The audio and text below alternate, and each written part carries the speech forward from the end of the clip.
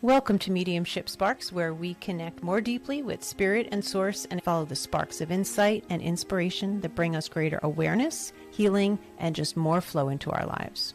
I'm Noelle Dean, intuitive medium, licensed therapist, and your host. A quick note before we begin: this podcast is for educational purposes only and provides general information. It is not medical or psychological advice and is not a substitute for care from a licensed health professional. I'm so grateful we get to step into this together. Let's dig in. Hello and welcome to today's episode. So there's a few things I want to talk about today. I want to start with something that I attended this last weekend virtually, which is a channel panel, a get together of people who channel professionally and having them bring through messages for the group and also answering personal questions for the people who were in person at the conference to get some clarity for themselves personally. So Daryl Anka, who channels Bashar, who a lot of us have probably seen on YouTube as well as Instagram, was there, as well as many others. And I loved this. I've never watched this before. A friend shared about it with me last year, and I was excited to watch. And there were two parts of it I wanted to share about with you. So one was a very sincere reminder about something related to, if you're anything like me, it's easy to feel sidetracked, less than focused. Even if a lot of your life is focused in a pretty singular direction, it feels very easy to get off track or feel like, I don't know what I should be focusing on. What should I really focus on for today? I have various projects I could work on. And I get a little lost in the weeds of that. And what feels like confusion or indecisiveness can lead to lack of action. And that's where I get stuck and frustrated with myself. And the recurring message that I heard that felt so crystal clear finally was to follow your excitement. And this is a message that probably all of us have heard from other spiritual teachers in other places, but it just really hit home. And I was thinking that maybe you're in a similar place and it would be a great reminder to you also. So when we feel genuine excitement or enthusiasm about something, just a thought is that could be the alignment that we are experiencing with our higher self. I'm feeling a little more like the radar of what does inspire me, what does excite me. I loved the awareness. And that enthusiasm is the fuel and also the true north for what to focus on now. And it doesn't feel like it's more than just that in the moment. It could be more than that, but I feel that I need it for now, like today, this morning kind of thing, to follow the enthusiasm. Part of what helped me after hearing that was that we were, just as an aside note, we were going to have some company on Sunday night, and this conference was Friday, Saturday, and Sunday. And Sunday night at 7:15, they were going to have this activation. My enthusiasm about participating in the activation was big enough for me to make these dinner plans around this event.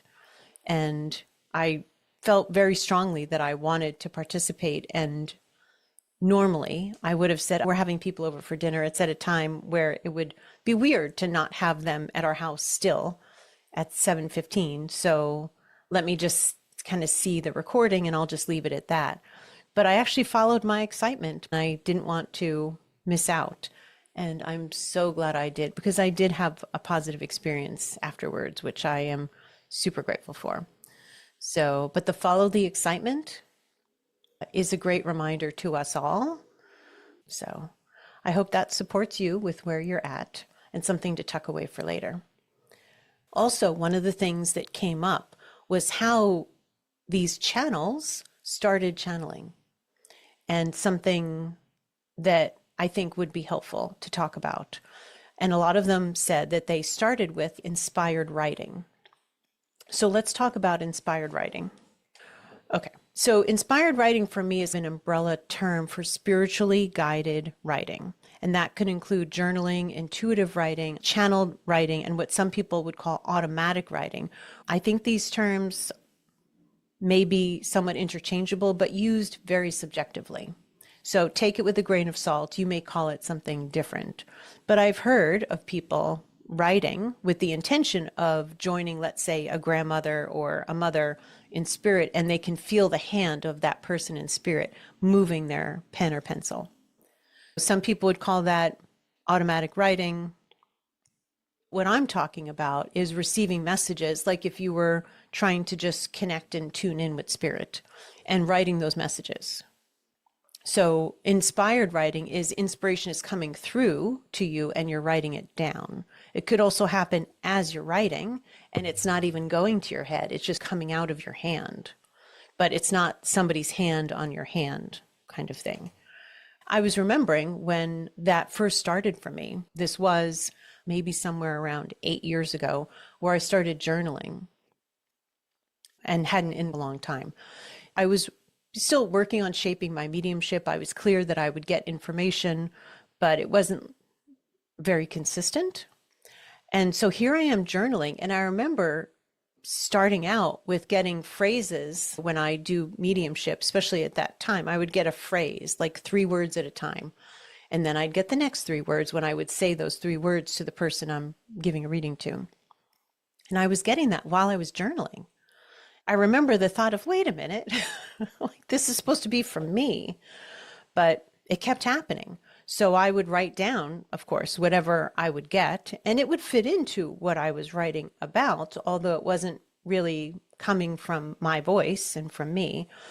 But that's how it started. It seemed a bit weird. I thought I was just venting, but it was a practice that started happening, and I embraced it. And as my mediumship grew and I became inspired to do more of it, that came in really handy. At some point, I want to say 5 or 6 years ago, a series of events happened that very much inspired me to just sit down and say, okay, I get it. This collective was really trying to communicate with me, and I had to just stop because I was putting it off. I was a little bit nervous. I wasn't really sure what to expect. It was new, but the awareness of it coming was there. So I just sat down at my computer, and I'm sure I would have checked in. Should I handwrite this? No. Should I record it over Zoom? No. Should I type it? And I got a yes. When a channeled, inspired kind of messages coming through, that's still what I do. I check in about how that person or being or energy wants me to record this. I'm assuming they have a preference. I don't need to know why they have that preference. I also might want to consider my own preference, but that's what I do. So I sat down with this collective and just started typing whatever I felt was coming through as far as my thoughts or memories, and getting these 3-word phrases at a time. Sometimes I would get a song. The typing with this energy collective started a process that went on for months. I haven't done anything with it yet, but I will be at some point. There's more than 400 pages of information that came through. Not only were they interacting with me and communicating with me, but they were really teaching me how to get this flow going, which was a great experience. And I'm sure helped me with my mediumship in general, of just sitting in the flow, in connection, and sticking with it. Sometimes we did it for probably about 2 hours. And I'm remembering the first day that we did it, I thought, okay, maybe this is how I'm going to spend my day. And then at some point, and I think it was just at 2 hours, they were like, okay, we're done for the day. You can go do anything else. And I was like, oh, I had more energy to work with them, but they felt like we were done. It was kind of cool, actually, that they had their own sense of boundaries for the both of us. I appreciated that. So what I heard from the channelers in this conference was a lot of them said that they started with that inspired writing.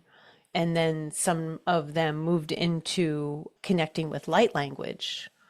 And then they learned how to interpret the light language and deliver messages in a language other people would understand, instead of using the sound of the light language, which if you've heard, it sounds a bit like gibberish to the untrained ear. From there, they ended up being able to connect with these energies or entities that they ended up doing this channeling. Some it's trance channeling, some they're not necessarily in trance. Anyway, it just seemed like a really interesting way to start on your own progression if that's what you're interested in doing more of. And of course, we want to be clear about we're not having a fire sale. Anybody who wants to come in, come on in. It's all good. We always want to be clear about who it is and that they feel safe. When I'm connecting with somebody new in spirit, let's say, or an energy body, I do tend to think of my grandfather, Papa, in the corner of my room, and I look to see if he gives me a thumbs up or a thumbs down. So that feels like a double checking, but I'm also being connected with how it feels within me to connect with that energy. I did lose a little trust with myself and my discernment around that when I connected with the entity that was attached to our young man with schizophrenia that I've talked about, because that energy or entity didn't necessarily feel unsafe to me. And it did make me question myself and have to relook at how do I discern things. As Maya Angelou says, when somebody lets you know, tells you who they are, listen to them the first time. And if you interact with somebody who's been an entity that's been haunting and taunting somebody for 26 years, I don't know, don't ignore that piece of information. Just saying. Anyway, so we always want to have a good sense of discernment and safety for ourselves and boundaries with, energetic boundaries with those on the other side, those on the other side of the street, those in our neighborhood, in a body, not in a body. That's just such an important part of feeling a sense of safety and sovereignty within ourselves. And that is an inside job that's just so critically important, particularly for sensitive people like us, empaths, mediums, and psychics. It can be startling when you're first connecting. When my grandmother would come through, I would feel covered head to toe in chills. It was scary until I knew it was her because I checked in and I trusted my check-in process. And then I knew, oh, that's just how Mama feels. It wasn't scary, but it was very startling at first and uncomfortable. Our awareness is our best friend. And part of why I'm bringing up the inspired writing is because I'm going to get back into it. I have one book I wrote, and I'm sure I had a lot of assistance from the other side in doing that book. It's a tiny little book. It's barely a book. It's a, quote, condensed guide of mediumship concepts. The next book is about actually engaging in mediumship and starting with practices. And I want to do that in partnership with those in spirit that really have something potent to share about that will have a lot more perspective than I do. That will be another channel writing project or inspired writing project. And I'm pretty excited about that. I really love being in the flow of that kind of energy and working in partnership with somebody. I love that. So there'll be more to come on that possibly later. I'm sure there'll be more about that later. Another way that I took the information about following our excitement about things, our genuine enthusiasm, is that I tend to check in, get a yes and no using my body as a pendulum for so many decisions. And part of what I realized is that there are plenty of times when I don't need to do that because I already have the answer. And that's a great piece of information. So it feels like a not more subtle, but a more attuned way to get answers.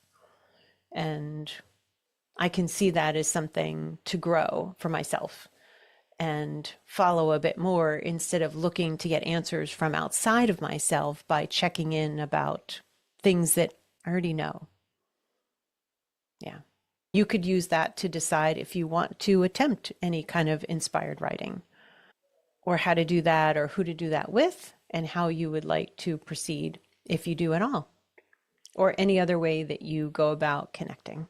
I hope this supports you in your intuition and mediumship and connection journey.